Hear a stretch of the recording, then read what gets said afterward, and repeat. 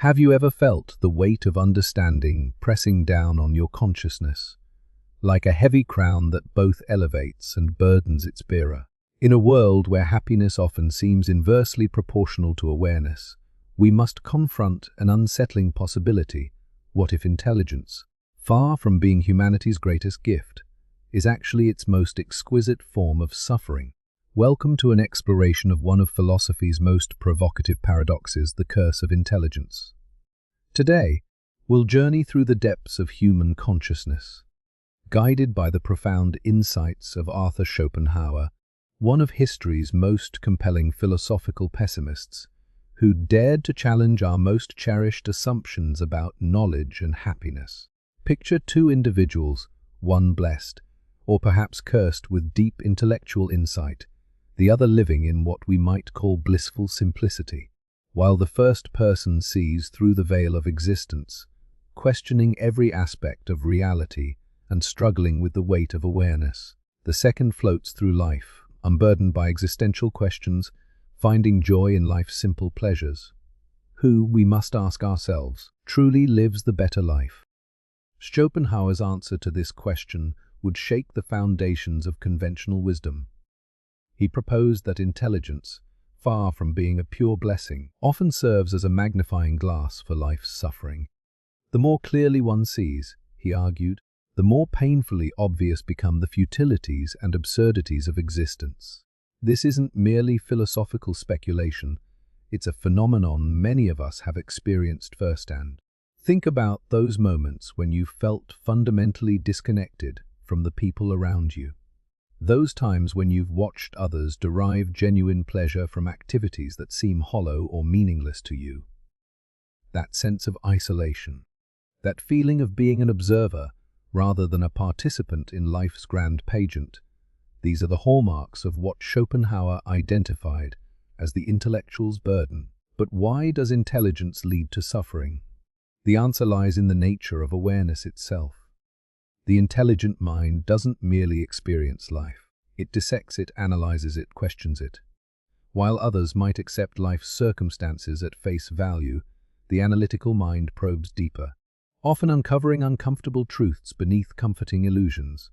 This heightened awareness operates on multiple levels. First, there's the social dimension. The intelligent individual often finds themselves trapped in a peculiar form of solitude, even in crowded rooms. They see through the superficiality of small talk, the emptiness of social rituals, the artificial nature of many human interactions.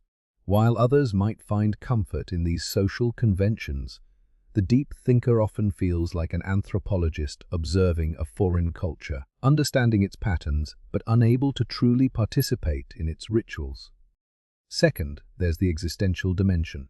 Intelligence brings with it an acute awareness of life's fundamental questions of meaning, purpose, and mortality. While others might find comfort in religious doctrine, social conventions, or simple distractions, the intelligent mind often finds these solutions insufficient, seeing through their constructed nature to the void that lies beneath.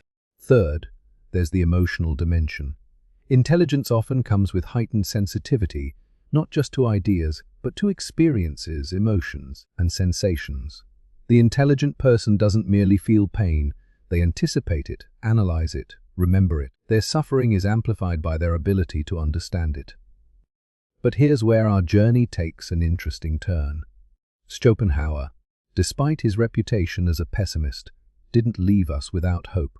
He suggested that the very intelligence that makes life more difficult might also offer a path to transcendence. The key lies not in rejecting our intelligence, but in learning to use it differently. Consider this. If intelligence allows us to see through life's illusions, might it not also allow us to see through suffering itself? This is where Schopenhauer's philosophy intersects with Eastern wisdom traditions, particularly Buddhism. Both suggest that suffering comes not from reality itself, but from our attachment to desires and illusions. The intelligent mind, properly trained, can become not just an instrument of suffering, but a tool for liberation. This transformation requires several key steps. First, there's the practice of aesthetic contemplation. Through art, music, and philosophy, we can temporarily step outside the cycle of desire and suffering, experiencing moments of pure awareness unclouded by personal wants or fears. These moments offer a glimpse of what consciousness might be when freed from its usual burdens. Second, there's the cultivation of detachment. Not the cold detachment of the cynic, but the warm detachment of the wise observer who can engage with life while maintaining awareness of its fundamental nature. This is the ability to participate in life's dance while remembering it's just a dance. Third, there's the development of compassion.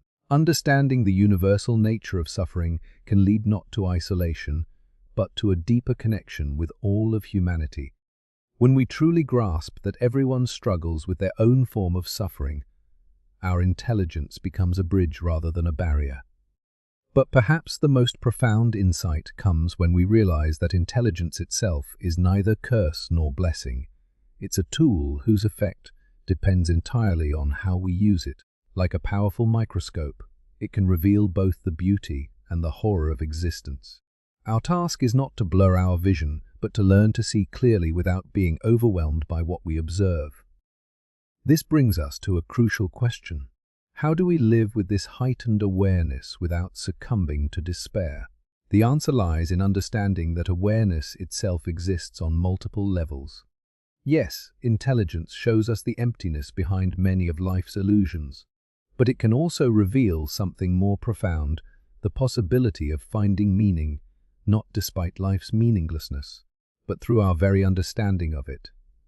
Think of it this way. The person who never questions life's meaning might find simple happiness, but they miss the opportunity for a deeper form of fulfillment, the satisfaction that comes from facing life's greatest challenges and finding a way to dance with them, rather than being crushed by them. This is where Schopenhauer's philosophy reveals its hidden optimism. While intelligence might initially lead us into darker territories of consciousness, it also offers us tools for navigation. Through philosophical contemplation, artistic appreciation, and intellectual understanding, we can develop a relationship with existence that transcends both naive happiness and educated despair. The true gift of intelligence, then, might not be in what it allows us to know, but in how it allows us to know.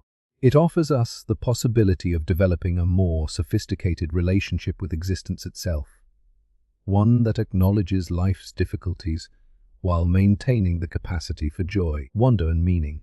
As we conclude our exploration, consider this final paradox. Perhaps the curse of intelligence is really a blessing in disguise, not because it shields us from life's harsh realities, but because it enables us to engage with them more fully, more honestly, and ultimately more meaningfully.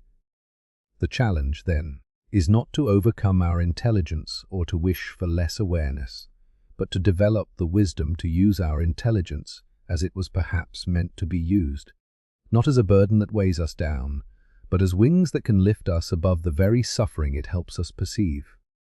In the end, the question isn't whether intelligence is a curse or a blessing, it's how we choose to wield this double-edged sword. Will we let it cut us? Or will we use it to cut through the illusions that cause our suffering? The choice, as it has always been, remains ours to make. Remember, the same intelligence that shows us the depths of life's darkness also gives us the tools to navigate that darkness. Perhaps that's not a curse at all, but the most profound gift we could receive, the ability to see clearly, feel deeply, and still find our way to the light. As you reflect on these ideas, ask yourself, how will you use your own intelligence? Will you let it be the weight that drowns you, or will you transform it into the wings that help you soar? The answer to that question might just determine not only your relationship with intelligence, but your relationship with existence itself. Thank you for joining me on this philosophical journey. Until next time, keep thinking deeply, but remember the goal isn't just to think, but to transform those thoughts into wisdom that enriches rather than diminishes your experience of life.